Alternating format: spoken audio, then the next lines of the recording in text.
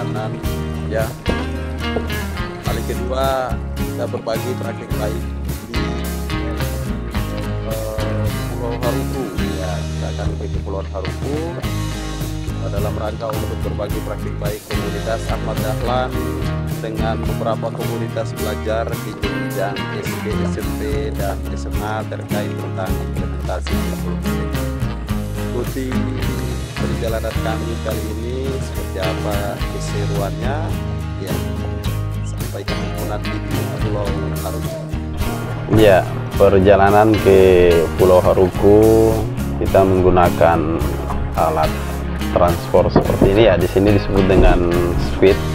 Nah, saya dengan Bung Edi disapa dulu ya. Kita akan sedikit terombang-ambing ya dengan gelombang, nah, tapi tidak terlalu ini ya, masih bersahabat.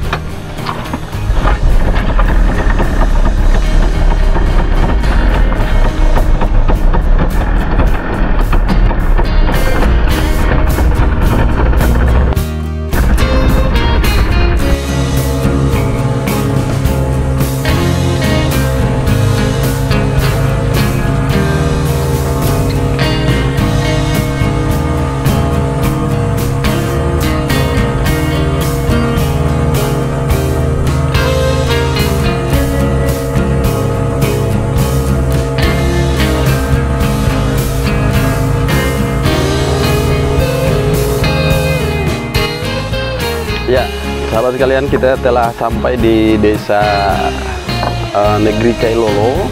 Telah sampai di Negeri Kailolo. Nah, kita akan lanjut lagi perjalanan ke negeri atau desa Pelau, tempat kegiatan atau lokasi titik kegiatan implementasi kurikulum merdeka bagi guru-guru di Kecamatan Pulau Haruku. Ya.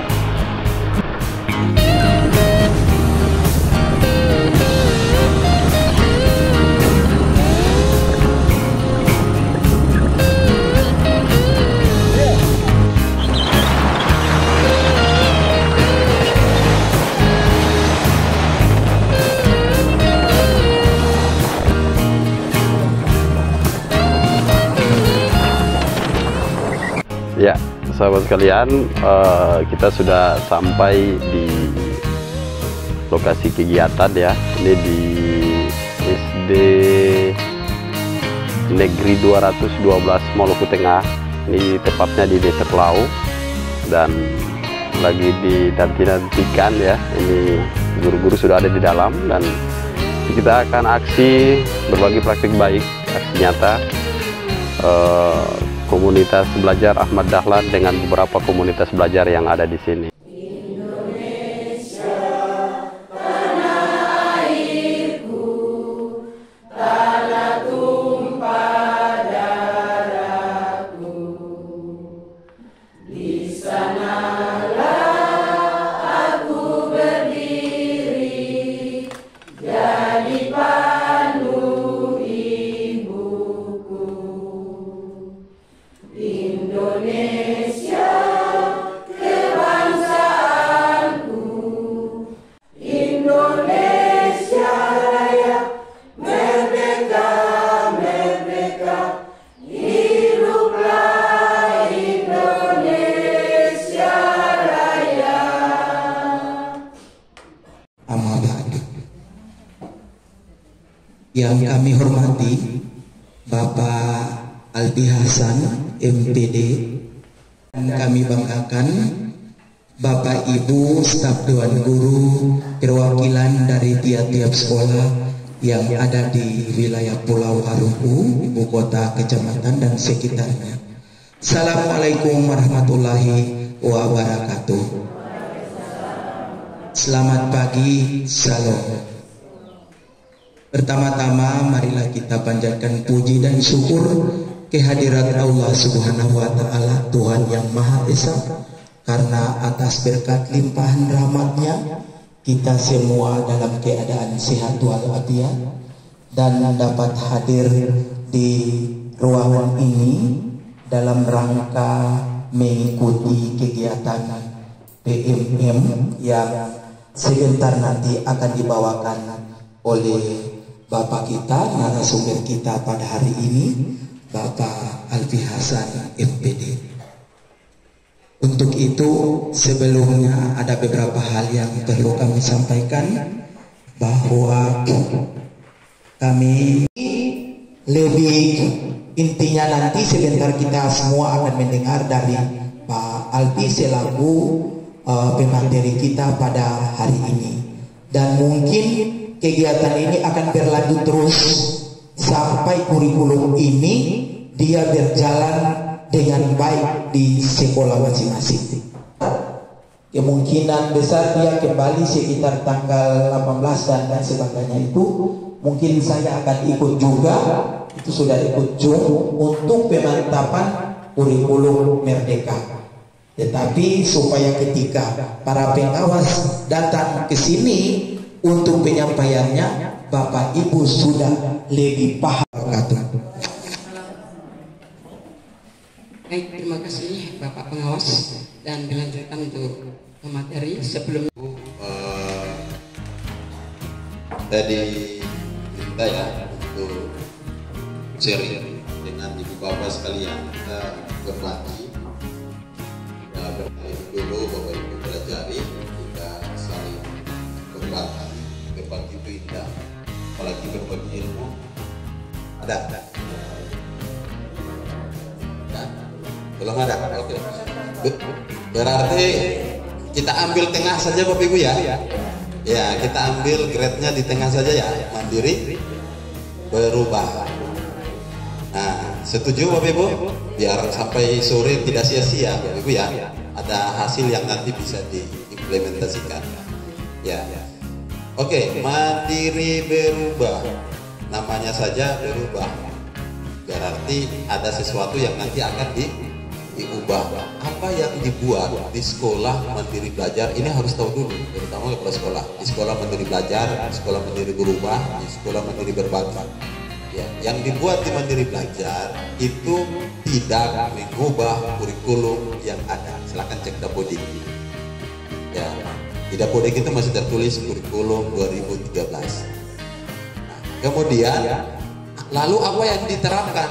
Kan walaupun mandiri belajar tetap disebut IKM, implementasi kurikulum merdeka. Jadi bukan berarti dia belum implementasi, dia sudah implementasi. Ya, tapi yang diimplementasikan adalah satu dari 6 prinsip kurikulum merdeka, atau 2 dari 6 prinsip, atau 3. Pokoknya ada prinsip-prinsip yang diterapkan, terutama prinsip pembelajaran yang berpihak kepada murid yang kita sebut dengan pembelajaran diferensiasi. Nah, kemudian mandiri berubah. Apa yang diubah Bapak Ibu? Apa yang dibuat di sekolah mandiri berubah? Yang dibuat di sekolah mandiri berubah adalah mengimplementasi kurikulum merdeka mulai dari kelas 1 dan kelas 4 dengan mengambil contoh-contoh di platform Merdeka Mengajar. Sekolah yang mandiri berubah. Kami belum ikut pelatihan penyusunan modul ajar. Kami belum dapat ATP. Kami belum dapat belum bisa merumuskan tujuan pembelajaran. Kita yang di mandiri berubah diperbolehkan mengambil perangkat-perangkat ajar yang ada di PMM. Silahkan masuk di PMM, ambillah, lalu sesuaikan dengan keadaan murid kita. Jadi tidak ada berat harus belajar dulu baru ini ya. Jadi kita diberi keluasan. Kalau ada supervisi dari pengawas, ambil modul ajarnya bikin di mana? Saya ambil di PMM. Itu bukan copy paste, itu resi. Malah pemerintah sudah kurasi, itu sudah di lewat tahap paling banyak modul ajar itu, sampai boleh dipakai oleh banyak orang. Karena membuat satu modul ajar yang dibuat oleh saya dan nanti akan dipakai banyak orang itu tidak semudah Bapak Ibu. Kalau saya buat modul atau RPP untuk diri saya sendiri dan murid saya itu mudah, karena saya akan menyusun dengan keadaan yang ada. Tapi tim-tim yang menulis modul ajar itu sudah dilatih, malah modulnya juga sudah dikurasi ya, dilihat, direview segala macam sampai sudah lulus dan bisa dipakai oleh seluruh guru di Indonesia. Silahkan Bapak Ibu yang masih sulit ambil, pakai. bisa. Kalau belum bisa, daripada tidak ada sama sekali. Ya. Terus yang ketiga Mandiri Berbagi. Apa yang dibuat di Mandiri Berbagi ini sudah ini kelanjutan dari Mandiri Berubah. Sekolah yang tahun kemarin Mandiri Berubah, tahun ini mereka Mandiri Berbagi.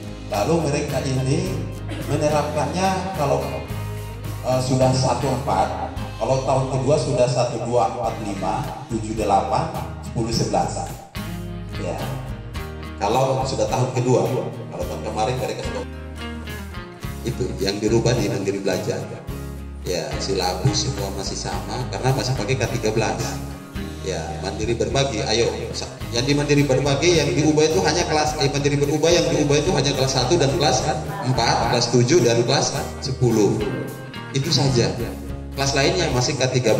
Tapi kelas lainnya yang belum kurikulum merdeka pun tetap menerapkan sama dengan yang di Mandiri Belajar, menerapkan sebagian prinsip. Ini artinya Bapak Ibu, dalam kurikulum merdeka levelnya nama teaching at the right level, belajar berdasarkan kemampuan, berdasarkan tingkatan.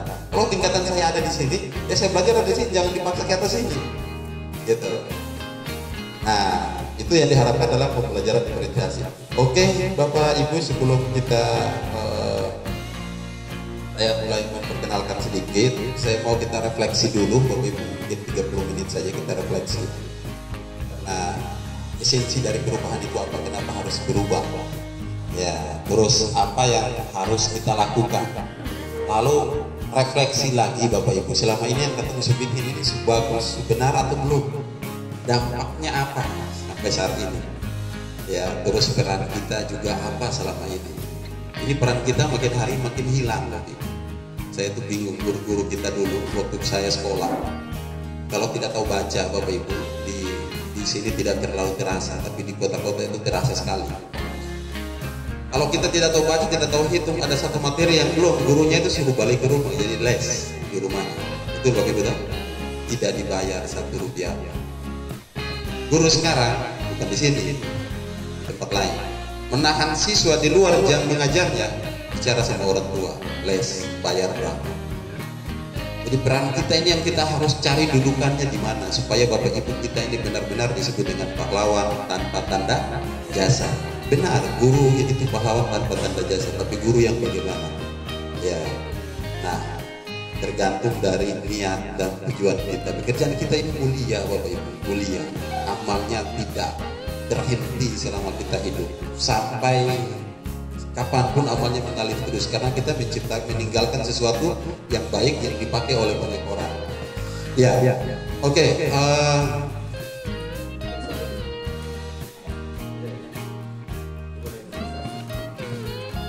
Usia saya, ya. Tapi kalau usia saya, guru saya sudah pensiun semua, Bapak. Guru SD saya sudah pensiun semua dan bahkan sebagian sudah meninggal. Ya. Nah, Bapak Ibu, kita refleksi lagi ke sekolah kita, ke kelas kita. Ya. Kembali ke pembelajaran yang diharapkan, yang kita sebut dengan pembelajaran paradigma baru. Paradigma baru itu pandangan lama tidak boleh dipakai lagi. Saya duduk baca buku, perintah sana, perintah sini, nanti anak-anak ini tidak siap menjadi generasi yang ke depan. Tidak, karena 12 tahun itu tidak dibiasakan mencari, tidak pernah diberi tantangan selama sekolahnya. Ingat Bapak Ibu, anak itu dia lebih takut gurunya ketimbang orang tuanya. Walaupun orang tuanya belum, saya merasakan sekali. Ibu tahu, pada saat awal pandemi kita itu kita sosialisasi tentang pemanfaatan platform untuk pembelajaran jarak jauh. Guru, ada anak saya Bapak Ibu, gurunya ini saya yang latih gurunya cara menggunakan Zoom. Anak-anak nanti masuk diatur begini, ibu nanti share materi begini, cara diskusi begini. Datang gurunya ini sudah tahu, dia buka Zoom, lalu anak saya ini wali kelasnya masuk. Ya. Masuk bingung cara masuk, saya kasih tahu nanti begini, dia bilang salah. Ibu guru bilang begini, ibu guru, ayah yang baru lahir, makanya dia lebih takut gurunya. Kalau guru bilang walaupun salah tetap benar. Ini potensi asal harus betul pegang bahwa anak itu dia masih menghargai gurunya, masih takut gurunya ketimbang orang tuanya walaupun orang tuanya. Nah, kalau ini ditahan dengan baik Bapak Ibu, bukan otoriternya yang kita bawa. Kita tidak bisa lagi menerapkan metode lama di cara sekarang. Bapak Ibu terapkan, maka orang Papua bilang di ujung rotan ada emas, dia akan berubah. Di ujung rotan ada jahat. Ya, karena zamannya berbeda seperti yang disampaikan lagu tadi, ya. Berubah itu tidak sekedar mengubah kertas saja. Bukan kurikulum tidak mengubah kertas. Cara ini yang lebih penting. Ya, setujukah Bapak Ibu tiap ganti metode ganti kurikulum? Setuju tidak? Ya. Lalu baiknya kurikulum diganti setiap berapa tahun? Seumur hidup. Kurikulum seumur hidup itu cuma kitab suci, tidak bisa diganti. Dan kurikulum harus berubah, ya, karena zaman belum berubah. Setuju? Ya, ganti kurikulum. Setuju? Tiap tahun ganti kurikulum, setuju? Ya, oke, saya bungkus. Tiap hari ganti kurikulum. Nah, Bapak Ibu selalu mengasumsikan kurikulum itu adalah RPP, silabus, ya, dokumen artinya kertas-kertas. Tiap hari itu harus ganti kurikulum, Bapak Ibu. Kurikulum itu cara hari kemarin tidak sama dengan cara hari ini. Jadi buang dulu pikiran itu. Makanya Bapak Ibu takut dengan perubahan kurikulum. Tadi saya sudah bilang, kalau saya tidak bikin RPP, saya mengajar pun gaji tetap sama, ya, sertifikasi tetap sama, tidak diperiksa, dan kalau diperiksa dimuat pun tidak ada sanksi, tapi Bapak Ibu harus diberhentikan dari guru. Ya, lalu apa yang kita takuti sebenarnya dengan perubahan kurikulum? Kadang ini Bapak Ibu punya rasa takut lebih besar daripada rasa kemauan. Takut itu lebih besar. Coba contohkan. Kalau ibu udah lihat baru ada anak yang di rumah ketika juga ngomelnya minta ampun, ya. Tapi kemudian anak-anak sekarang dikasih pakai cara lama. Nah, seperti itu. Tiap hari harus ganti kurikulum. Tiap tahun ganti kurikulum. Iya, karena siswa kemarin sudah pindah kelas. Siswa ini datang dengan karakter yang berbeda. Itulah kurikulum yang paling dekat dengan kita, yaitu cara. Misi ini kan tidak ada yang berubah. Waktu kurikulum merdeka dengan kurikulum salah saya tanya dulu, guru kelas 1 SD berapa? Oh, waktu kurikulum tingkat dulu 1+1 berapa? Kalau sekarang tidak berubah kan? Lalu apa yang berubah? Iya kan? Yang guru IPA air masih mengalir dari tempat tinggi ke tempat rendah kan? Lalu apa yang kita takutkan? Keilmuan kita tidak berubah. Cuman cara merancang, cara memperlakukan murid. Pahami itu dulu, Pak. Pahami dulu kenapa kurikulum ini harus berubah. Karena pertama perubahan zaman. Kurikulum Merdeka hadir ini sebagai pemulihan pembelajaran. Pemulihan itu perbaikan. Dampak dari dua faktor besar. Yang pertama krisis generasi. Bapak Ibu anak kita sekarang semua bisa baca. Saya yakin semua bisa baca. Semua paham apa yang dibaca. Ya. Dan jangan anak-anak, guru kita sendiri baca tapi tidak paham. Mendengar iya serius, tapi Bapak Ibu mendengar apa yang saya sampaikan. Tapi belum tentu Bapak Ibu paham.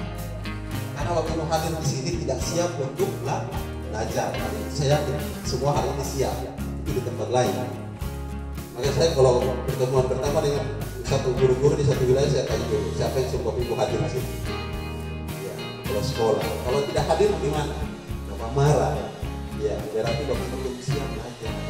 Percuma datang hari ini nanti kurang tahu tapi tidak paham. Karena duduk terbayang. Ya, itu rumah dong. Ya, ada orang punya di rumah makan siang bagaimana? Ya, akhirnya tidak siap belajar. Sama dengan bapak siswa juga begitu. Kalau mereka tidak disiapkan untuk belajar, percuma ilmu tidak masuk, tapi hanya belajar untuk cari tahu. Belajar itu yang bilang tadi ada dua, belajar mencari tahu dan belajar untuk berbuat. Learning to know, itu belajar hanya untuk cari tahu. Aku diharapkan learning to do, learning to be, ini jadi sesuatu. Setelah tahu, buat, lalu saya bisa apa? Ya, seperti itu ya. Kalau kita bahas tentang teori, belajar. Nah, ini cara ya kurikulum ini berubah karena dua faktor besar. Yang pertama krisis literasi dan numerasi. Masuk bisa itu lembaga yang melakukan asesmen untuk literasi dan numerasi secara nasional. Hasil asesmen internasional Indonesia masih di level bawah. Bukan literasi anak kita. Maka dibuatlah asesmen nasional sambil menunggu asesmen internasional yang kita sebut dengan AN. Nah, hasil AN itu Bapak Ibu bisa lihat sendiri kemampuan anak-anak yang ada di rapor pendidikan Bapak Ibu. Seperti apa kemampuan literasi anak-anak kita? Apakah ini mau dipertahankan terus? Mereka sekolah tapi mereka tidak belajar. Mereka baca, bisa baca tapi mereka tidak paham. Ya, bisa baca iya, bisa baca Bapak Ibu. Buat kalau cuma ajar ini huruf A, B, ya. Tanpa guru pun orang tuanya bisa aja. Tapi bagaimana dia memaknai kata yang dia baca? Itu harus orang yang harus melalui bukan pengajaran, namanya pendidikan. Ya. Nah, mari Bapak Ibu nanti refleksi posisi Bapak Ibu selama ini mengajar saja atau mendidik juga, atau melatih juga. Ya, bagaimana amanat guru dan dosen itu kita tidak mengajar saja. Mau gimana? Mungkin mengajar. Sesekali jawab gimana? Mungkin mendidik. Ya, semua orang bisa mengajar kan, tidak semua orang bisa mendidik. Ya, seperti itu ya Pak yang terjadi. Di modul 1 baru menjelaskan kita dikasih begini dulu, mengaku dulu dosa, baru mulai kita belajar enak. Jadi saya harus saya salah, apa saya pertahankan salah itu terus. Ya daripada saya buang waktu dengan akhirnya waktu sekolah tidak berdampak di masa depan anak, ya saya ubah walaupun itu tidak harus sekali semuanya. Ya. Nah, kemudian faktor salah satu dampaknya adalah karakter mereka. Ya, mereka bebas keluar, ya orang tuanya sibuk misalnya, tidak terkendalikan pengawalannya keseharian, akhirnya setelah masuk merosot pengetahuan, keterampilan dan nah ini karena perubahan ini kita tidak bisa bertahan dengan kurikulum lama karena cara di kurikulum lama itu tidak bisa dipakai di cara di saat ini, makanya diusulkan satu kurikulum yang disebut dengan kurikulum merdeka hadir untuk menjawab itu. Kurikulum merdeka hadir untuk menjawab itu. Terus beberapa yang dijawab juga oleh kurikulum merdeka. Administrasi kita yang terlalu berbelit-belit di kurikulum merdeka 2013. Nah, Bapak Ibu kalau sud silabus berapa halaman? 1 semester. Banyak. Yang tematik coba ya, paling banyak tematik SD ya, karena satu RPP 1 pertemuan. Kalau 90 pertemuan 1 tahun, 90 kali 90 kali tanda tangan oleh guru kepala sekolahnya dan gurunya. Ya, silabus itu diperkirakan 15 sampai 20 halaman, satu tema. Kalau marker sekitar itu juga, satu kelas. Tapi dulu marker di SMP, SMA tidak terasa ya. Karena kalau silabus kelas 7 bisa berlaku 7A, 7B, 7C. Tapi kan kalau guru SMP kan guru kelas, satu guru yang dia ngomong kemarin itu adalah guru tematik. Mengeluh semuanya. Ya. Ternyata kita tidak siap. Tidak ada yang salah. Kurikulum itu tidak salah. Kurikulum KDK, KTSP itu benar, tapi pada zaman itu kurikulum merdeka ini salah kalau dipakai pada zaman kemarin. Gitu. Nah, ini tepat pada zaman ini berdasarkan analisis kebutuhan dan tantangan ke depannya seperti apa. Karena yang tadi saya bilang kita belajar untuk hari ini saja. Kita belajar untuk mereka hidup ke depan seperti apa. Mereka yang akan ganti kita semua. Kalau kita tidak siapkan mereka dengan pelajar-pelajar yang tangguh, mandiri, kreatif dan berkarakter, siapa yang mengurus di negeri nanti? Kayak kita siapkan mereka dengan baik untuk ke depan mereka bisa jadi generasi yang mana diamanahkan dalam profil pelajar Pancasila. Nah, itu Bapak Ibu, coba 20 halaman selalu satu tema. SD berapa tema?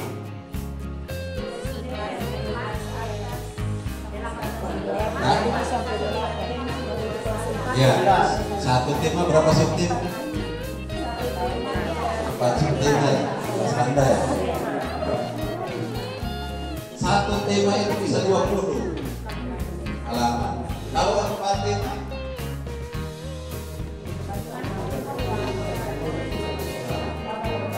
nah, 40 ya, 40 halaman satu semester. Kita genapkan 100, belum waktu print salah-salah. 100 halaman satu semester. 2 semester,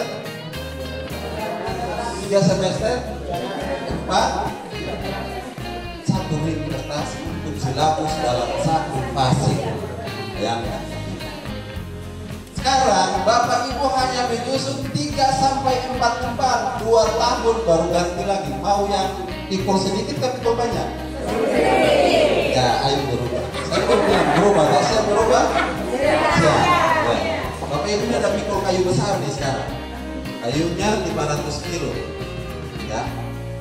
Disuruh tekstur itu terlalu memang harus pikul. Tapi ini terlalu berat, tidak cocok dengan daya tubuhku. Ayo pakai yang 10 kilo saja. Nah, yang masih tidak mau berubah itu, karena dia masih kuat mau memikul jalan dulu. Biarlah dia pikul. Yang mau berubah, rasa sudah berat, kasih turun, yuk kita angkat dan sedikit. Itu yang disebut dengan alur tujuan pembelajaran berganti silabus. Anak nanti pada lulus di fase akhir, di fase F, itu harapannya menjadi pelajar-pelajar yang pembelajar sepanjang hayat, beriman dan bertakwa kepada Tuhan Yang Maha Esa, berakhlak mulia, mengerti bineka global, apalagi kreatif, ya, belajar Pancasila, beriman dan bertakwa pada Tuhan Yang Esa dan berakhlak mulia, berkebinekaan global, gotong royong mandiri, kreatif dan bernalar kritis. Ini sudah dibiasakan. Awalnya kan PPK, ya kan? Nah, ini yang menggantikan pendidikan karakter di kurikulum merdeka yang ada 5 itu. Nah, ditambah 1, sama saja, cuma ada penambahan-penambahan yang lebih penting. Contoh, pendidikan global. Anak-anak sudah harus disiapkan menjadi anak-anak yang tidak bertengkar diskusinya, saling menghargai dia dengan dirinya dulu, dia dengan keluarganya, dia dengan orang di sekitarnya, dia dengan sesama agamanya maupun orang yang berbeda agama, sesama bangsanya maupun orang yang berbeda bangsa. Yang kita sebut dengan pendidikan multikultur. Ya. Nah, itu penambahannya lebih fokus di kebinekaan global yang dulu kita sebut dengan PPK religius. Nah, itu kan religius itu kalau di kurikulum merdeka itu beriman dan bertakwa kepada Tuhan Yang Maha Esa dan berakhlak mulia. Nah, ini Bapak Ibu sudah mulai biasakan di kelas Bapak Ibu yang lihat seperti ini, bisa didesain mungkin bentuknya salam profil pelajar Pancasila misalkan.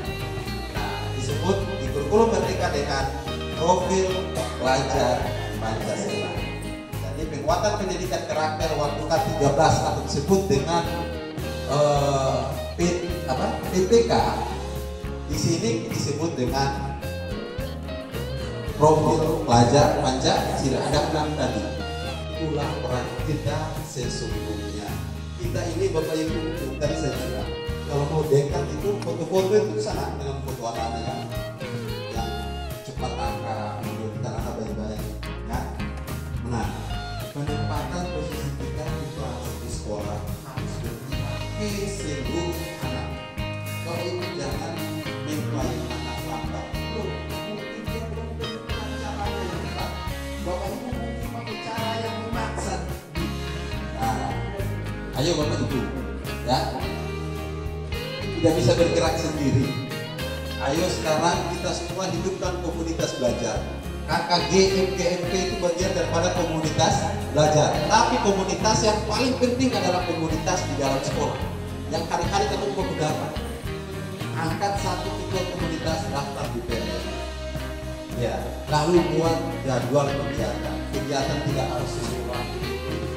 Tanpa pengawas, kalau kerjanya silahkan. Tapi kalau tidak kerjanya, dulu buat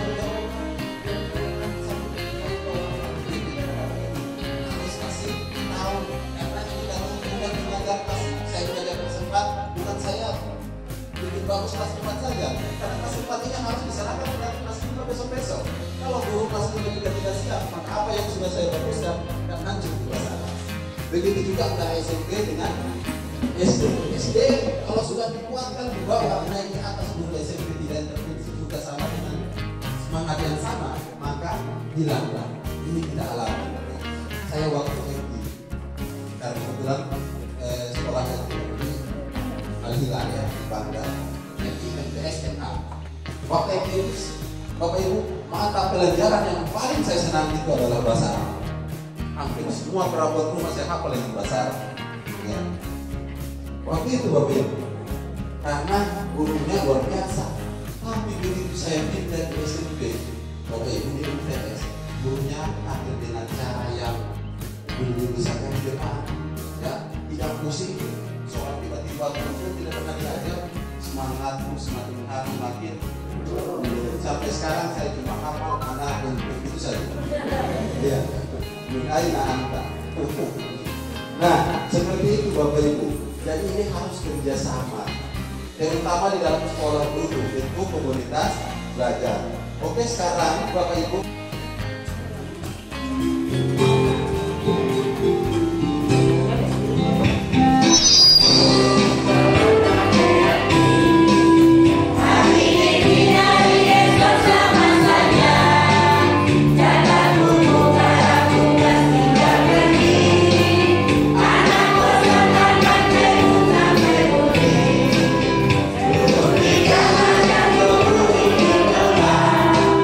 Penuhi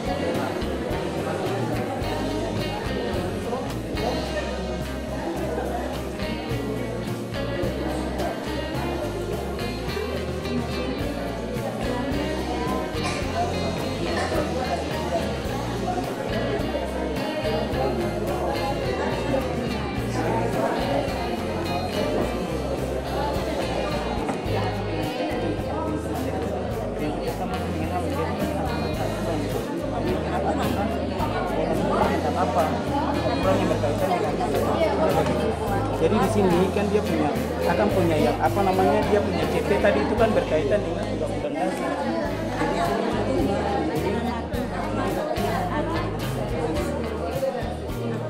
Bisa mematuhi aturan di sekolah yang tidak.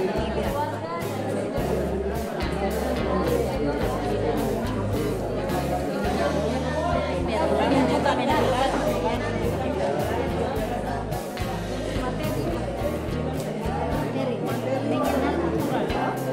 Mengenal aturan dari sekolah. Bisa loh.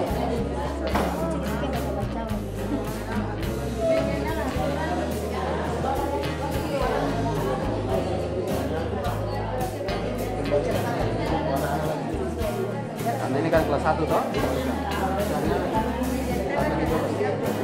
Bisa menyebutkan aturan kelas menyebutkan.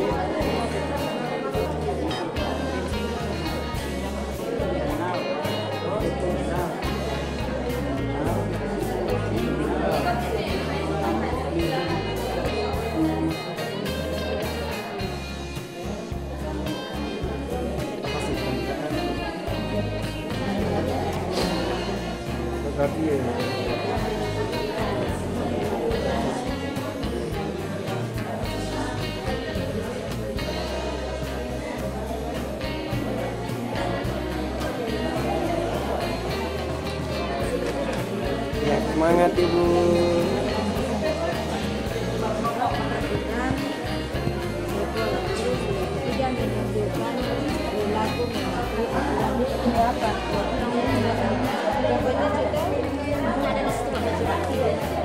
Sudah Ibu? Masya Sudah Allah. siap. Coba tunjuk per kamera. Iya. Tahan Ibu. Masya Allah. Oke Ibu. Terima kasih.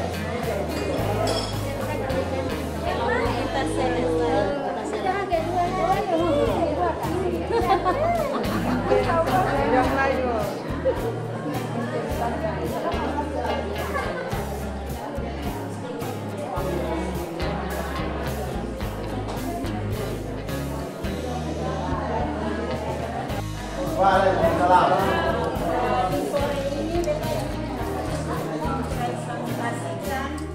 Apa yang Katong bikin hari ini, capaian yang Katong dapat hari ini, alhamdulillah syukur.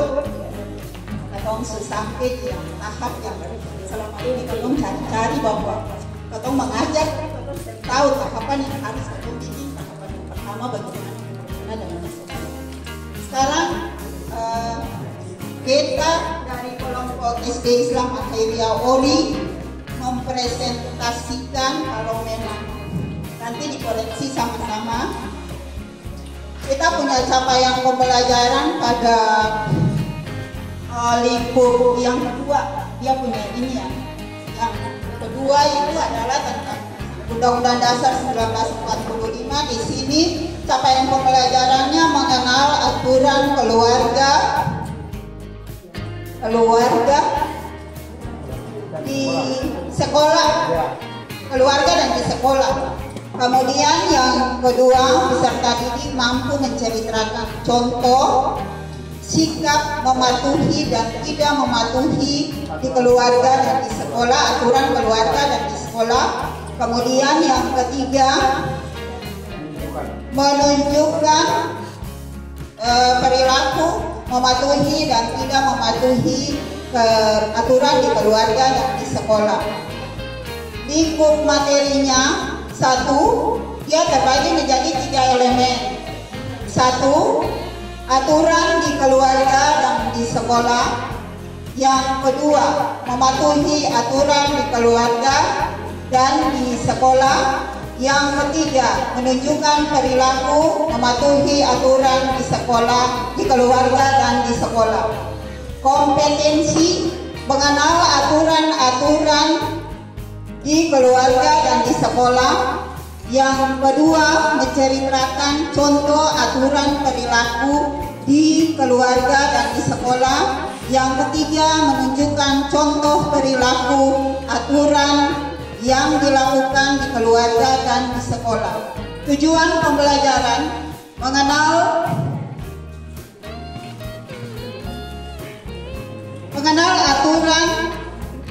aturan-aturan yang ada pada lingkup keluarga dan di sekolah. Yang kedua, menceritakan contoh-contoh aturan di rumah, di keluarga dan di sekolah. Kemudian yang ketiga, mempraktikkan contoh perilaku mematuhi aturan dan tidak mematuhi aturan di keluarga dan di sekolah. Ya, oke, terima kasih. Di sini saya dari komponen sekolah SMP Al-Akhiriyah Ori, alhamdulillah dari apa yang sudah disampaikan oleh narasumber ya, dengan analisis capaian pembelajaran, maka di sini kami akan bisa membuat sebuah ACB, yaitu menyangkut dengan Undang-Undang Dasar 1945 sebagai panutan dalam kehidupan keluarga dan sekolah. Yang pertama, di sini saya bagikan kolomnya itu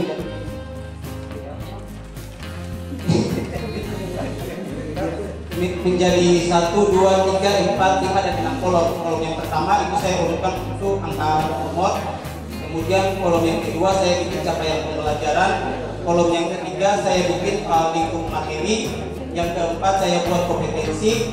Kemudian kolom yang kelima saya buat elemen. Dan yang terakhir, kolom terakhir itu saya buat adalah tujuan pembelajaran. Jadi di untuk nomor itu saya tulis nomor 1. Di capaian pembelajaran itu saya dapatkan ada 3 CP.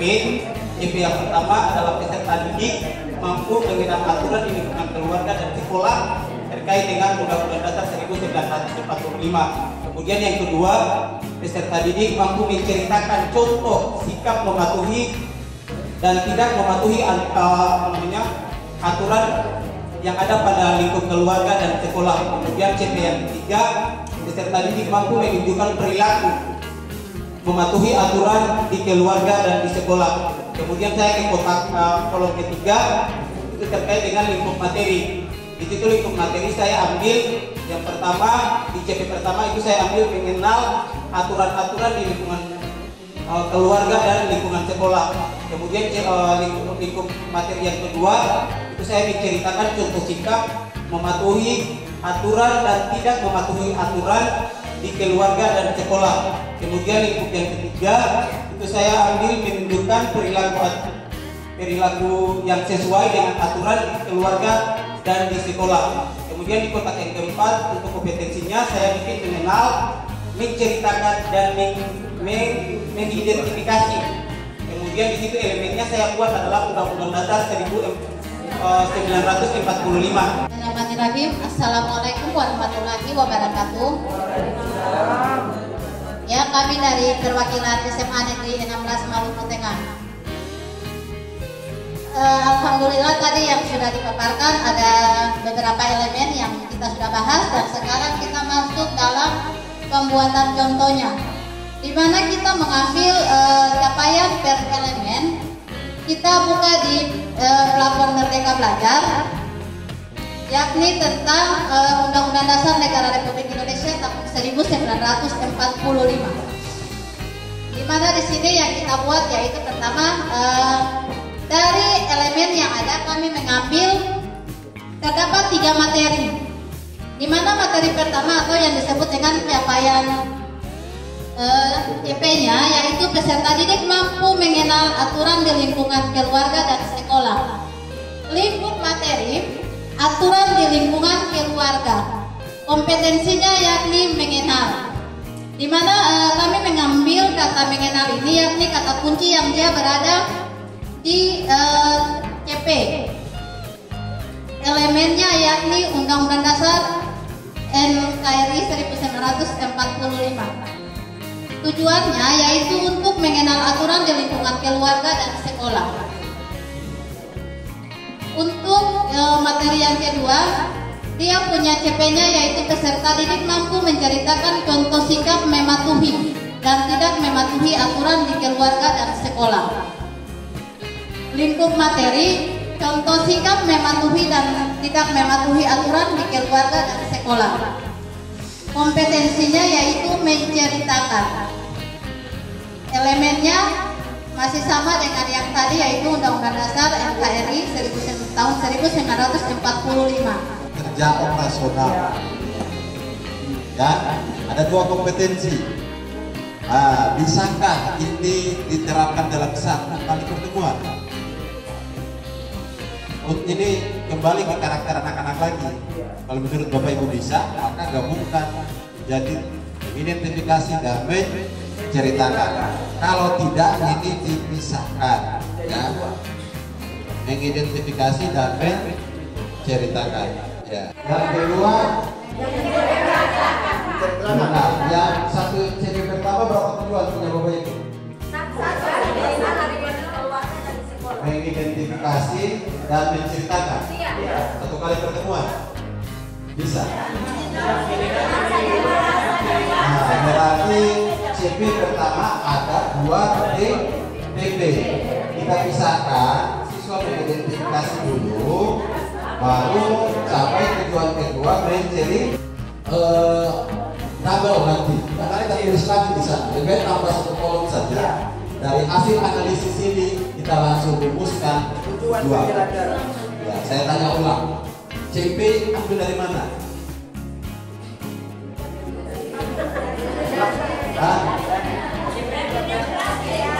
Pelajaran ambil dari mana? Regulasi. Kalau sulit cari regulasi, cari di PM. Oke. Ini siapa yang bikin? Pemerintah hanya bikin ini. Setelah itu Bapak Ibu susun berdasarkan level anak-anak. Ya, tidak harus sama. Ya, kondisi seperti ini sudah dibayar Bapak Ibu. Tidak ada lagi penyusunan soal semester di tingkat gugus. Karena tujuan pembelajaran berbeda, kecuali ujian. Ya, kecuali ujian. Karena ujian mau diukur secara keseluruhan. Tidak ada lagi penyusunan tes setengah semester soalnya di tingkat gugus. Kecuali sekolah yang masih K13. Karena level anak-anak kita berbeda. Tidak mungkin yang susun soal ini sekolahnya level tinggi, soalnya diterapkan di sekolah kita yang anak-anaknya punya kemampuan di bawah. Dibully, tapi tujuannya setelah itu dikerjakan di perusahaan. Dia hanya dibawa bisa jadi kasir di sana. Kalau tulis ini bisa tulis konten di perusahaannya. Itu saja. Karena tidak bakal sekolah. Dan beliau menantang dan berikan sekolah secara tertiap. Namanya taman siswa. Merdeka belajar. Kita harus memerdekakan dalam belajar. Jadi itu bukan barang baru, ini menunjukkan yang sudah lama, terbilas budaya kita sudah makin hancur. bahasa kita, bahasa daerah kita, lama-kelamaan akan hilang. Anak-anak kecil kita mungkin Bapak Ibu, atau yang sudah SMA, mereka kadang cuma paham, bicara paham, di sini mungkin tidak. Tempat lain sudah banyak. Orang tuanya pakai bahasa daerah dia paham, tapi dia tidak bisa mengucap. Lalu ini tidak dibangun di kultur sekolah, tidak dibangun. Tidak dibangun, tidak ada, apalagi di daerah itu tidak dibangun, tidak dibentuk kamus bahasa itu. Nah kalau tidak akan hilang. Makanya peran sekolah ini sangat penting. Lahir proyek profil belajar Pancasila, ciptakan ini Bapak Ibu, angkat kearifan lokal, budaya-budaya ini, buatkan materi sedikit, bahasa pulau. Tadi orang tua di sini, bahasa anak-anak saja, dan diajarkan mereka, jangan mereka cuma mengerti saja, tapi mereka juga bisa membaca, bisa digunakan kalau kita tidak merawat dengan baik. Nah, oleh sebabnya ini nanti saya titip ke Bapak Ibu ya, akhirnya kalau terlalu cepat inspirasi di dalam buku murid dan buku guru. Kalau kesulitan dapat langkah pembelajaran bisa dilihat di sini. Maksud di mana nih Bapak Ibu? Mau dapat buku murid dan buku guru cari di mana? Mesti ingat. Di mana? Perangkat. Nah, kita masuk di perangkat ajar di sini. Terus pilihnya apa? Ya. Pilih buku. Bapak Ibu pilih buku. Lalu pilih fase. Nah, kita pilih fase. Oke, saya cari SMP dulu. Kelas 7. Ya, pilih mapel. Bahasa Indonesia. Kita pilih. Lalu kita cari perangkat ajar. Ini ada tertulis buku guru, buku guru. Kalau Bapak Ibu mau cari buku murid, Bapak Ibu agak sulit, terlalu banyak. Bapak Ibu filter kayak tadi, ya.